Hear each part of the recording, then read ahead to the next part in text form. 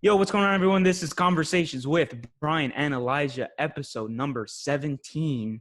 And today we are going to talk about leadership, what a leader is, what it takes to be a leader, characteristics of leaders, things like that. So Elijah, you want to get us started here? Yeah, I think so. I've been thinking about leadership a lot lately, and like, what does it mean to be a leader? Looking at the world leaders today, looking at world leaders in the past, what does it make to not just be a leader, but to be a good leader that creates change and inspires people? And so, one of my favorite role models is Dr. Martin Luther King, and I think that he was a really great leader, and people willingly followed him, and he inspired a lot of change. So. I want to first start off by asking you, who are some leaders that you look up to that you think that exemplify a great leader? Yeah, I would probably say, I don't know, people that really take initiative. MLK is probably one that comes to mind. I think, Gary Vaynerchuk, my old boss, is definitely a great leader. I think, people that sort of take blame amongst themselves or take initiative to try and correct things, I think are like exemplary Yeah. So leaders. interesting. So I was thinking about Elon Musk today. So let's just not take a stance on the coronavirus right now. We'll talk about that later. But during the coronavirus, he wanted to go back to work, and he said that we're opening up, and all my employees are going to be there with me. And if you want to arrest somebody, arrest me, not my employees. So he's going to stand there with them. The person that's going to be willing to take all the blame, I think, and put that much responsibility on them, that's the leader, because that makes everybody else that follows them feel trusted. And that's what a leader is someone that you trust. Yeah. I think the best leader is someone that asks people to do something that they wouldn't do themselves. Like they have that trust behind them. Like, you have full confidence that they have your back. Yep. No, definitely. I think that's exactly true. And I think a true leader inspires hope in people, right? That things are going to get better, and gives them a vision, right? I think if you want to be a leader, you have to have a vision. You have to have a very clear vision, articulate it, paint that picture, and give the people hope that we can accomplish this vision, that we can move closer to it. I think that makes a great leader too, right? Yeah, that's interesting. So Do you think that well, go ahead. do you think that do you think that there's a lot of people that tend to like fake leadership in a way? Is there a way to fake it? Because it seems like there's a lot of people that sort of like kind of pretend to be a leader just for like their ego's sake, as opposed to genuinely being vested and interested in other people. Yeah, I think definitely. Like, I think if you have like that position, like, okay, I'm the CEO, or I'm the head of whatever. That doesn't make you a leader. That makes people forcefully have to follow you, right? Your employees, just because you're the CEO, they have to follow you, but they're not willingly following you. Someone that is willingly followed, that's a true leader. Interesting. Yeah, because I see a lot of people that like kind of like kind of fake leadership. And it seems like, what do you think about the dynamics between leadership and ego? Because I think one of the interesting thing is, like, leaders obviously have power, right? At some respects. So I don't know. I feel like it might always be the concern that, that power might kind of lead to them getting a big head and kind of like just their ego becoming inflated. Like, how do you think about like trying to keep that ego in check when you're a leader? Or is it like inevitable that your ego is going to be big when you're a leader? You know what I mean? Yeah. No, so I think another trait that a leader demonstrates is they do keep that ego in check, that they kill that ego right there. Um, when the company or whatever they're leading does well, they dish out credit to other people. They may take credit too. Yeah, with my team and we did a great job, but they give credit to other people. They dish it out. It's not about them. And when things go bad, they take the responsibility on themselves. Right? So that takes a lot of checking your ego. But I think that's what makes a leader great. Hmm. Interesting. Yeah, I'm always wary of leaders that, like kind of always want to take credit and like their ego is kind of like, inflated. It seems to be like, that usually traits of good leaders, that's not the case. Yeah, definitely. I agree with you. Yeah, no, I mean, I don't think you're really going to inspire change by being selfish or whatever, but you're going to inspire change by um, like motivating other people and leading them towards that vision that they want to go to. Yeah. When you're leading by the attention and everything being about you, that's not a leader. The attention's got to be about what we're trying to change, what we're trying to accomplish, the cause. That is another important Mm, thing too. mm, I think that a real leader unites people too, right? mm, You can't have everybody's backing. You can't have everybody's backing, but you got to unite people together in some mm, way. Maybe it's a certain group of people, but you have to unite them. mm. Yeah, and it seems like you can't always have everyone's backing. I think you're right, but it seems to be like there always has to be a greater cause. Yeah. You know? What do you think about leadership and like kind of like the alpha in the room type of thing? Like does a leader have to be the best at something in order for people to Mm, willingly follow mm, them? Like, do they have to be the most articulate? I'm not saying everybody has to be a great speaker, but like I'm saying out of a group of 10 people, the leader in that room, that's going to lead what, I don't know, some type of cause. Like, is it going to naturally be the person that's the most articulate, the most confident, the most caring, the most passionate? Like, is it the alpha that leads, or is there any correlation? hmm. Yeah, yeah.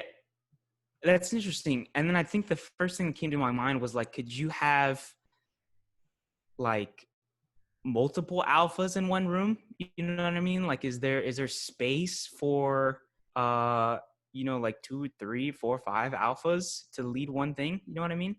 And I think it depends what you mean by alpha too, right? Like, I feel like sometimes I don't know. I feel like the person that is the leader is the most curious, maybe at something, and then B, the one that's willing to take the most blame if the curiosity doesn't really pan out.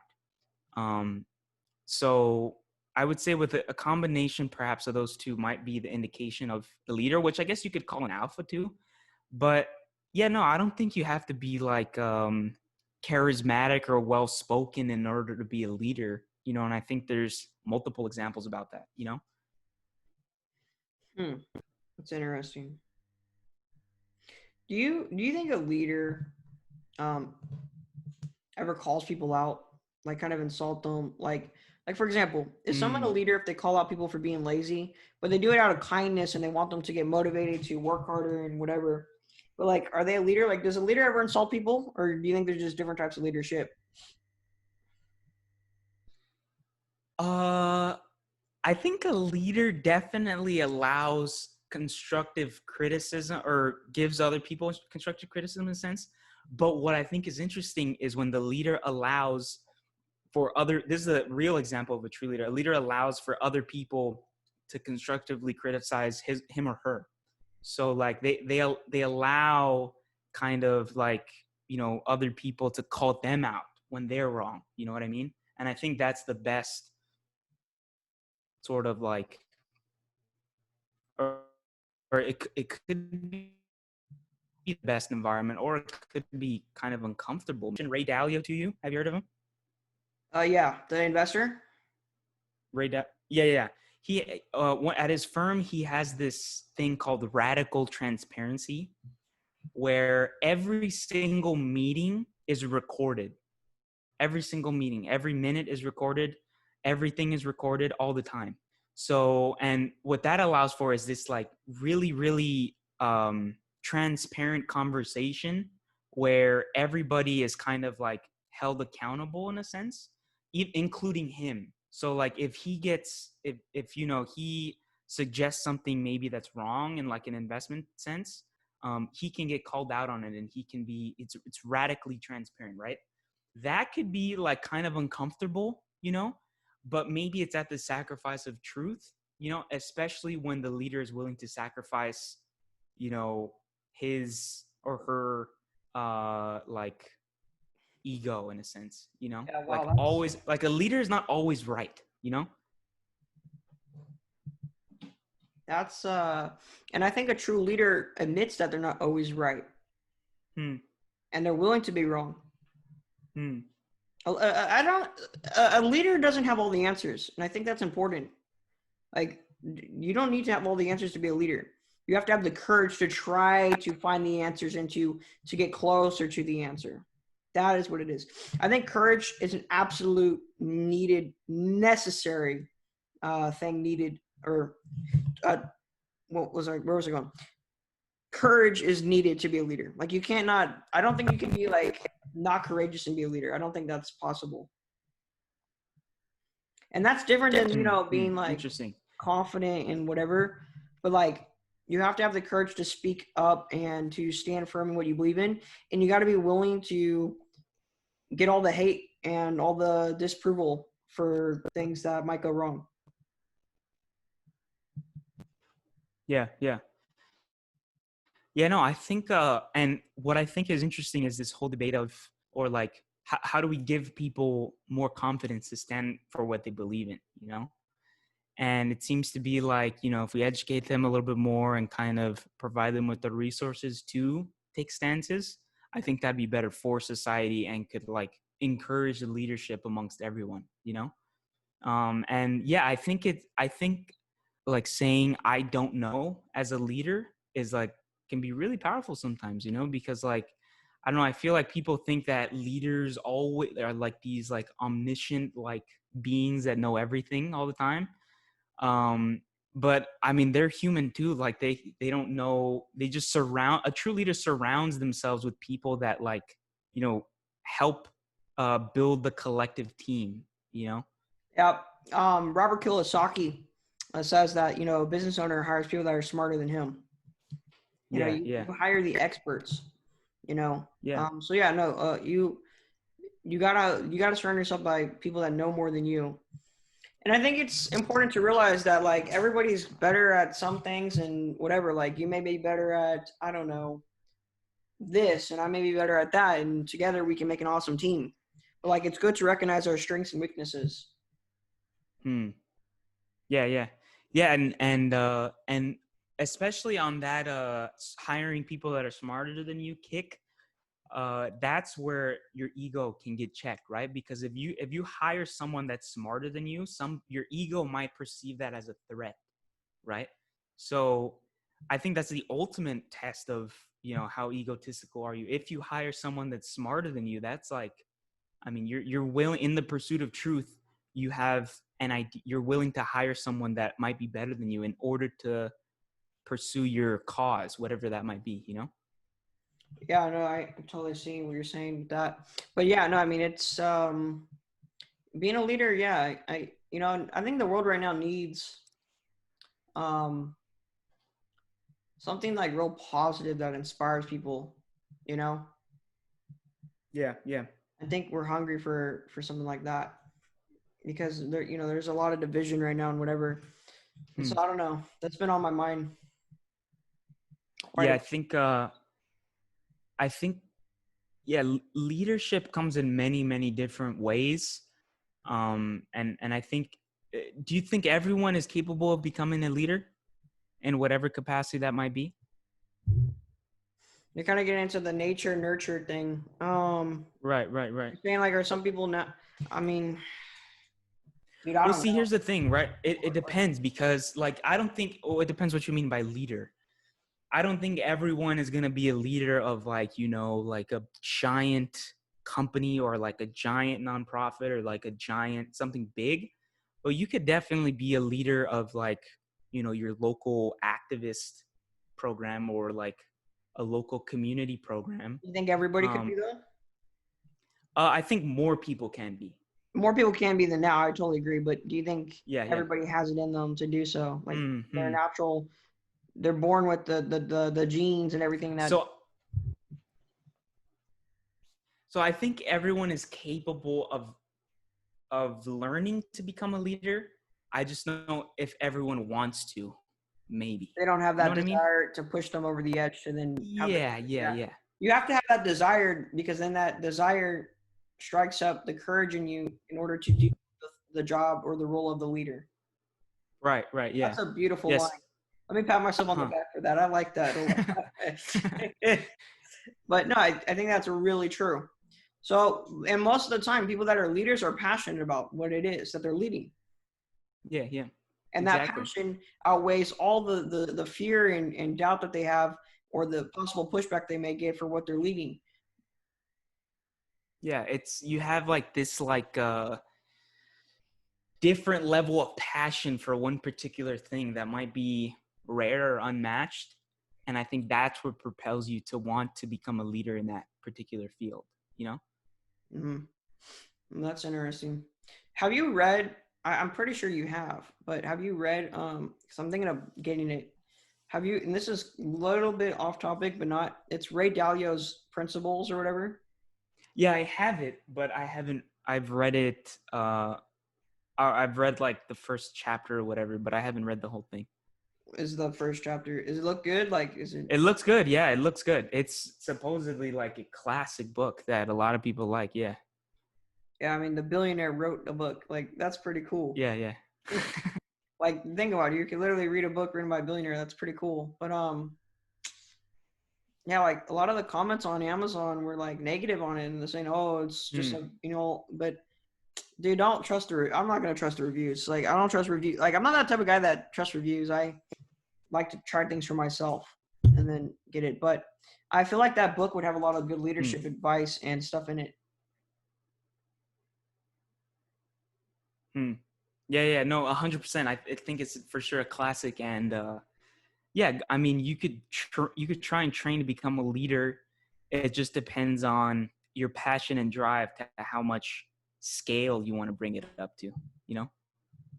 So I mean, it's an interesting thing, and I think everyone should try to be a leader at whatever they want, at least attempt, you know? And I think you'll live a more fulfilling life if you do so. Yeah, I think everyone could be a leader within some type of area in their life. You could be a leader Mm. to your little brother, right? Like, I think the classic Mm. idea of leader is like, this is actually a chapter in my book, right? I talk about this. Um, because my little brother, so him having my disease, I'm the one person that he knows that has already gone through or going through what he's going through. So I'm a natural leader to him. It's made me in that role of being a leader. And so, yeah, Mm. you don't have to be a leader of like, 1,000 people company or, a huge company or a country or a movement or whatever. Like, you could be a leader within your group. Mm. Interesting. Yeah, yeah, yeah. I mean, it could be a leader, yeah, to one other person, a few other people. It doesn't have to be a giant thing, you know?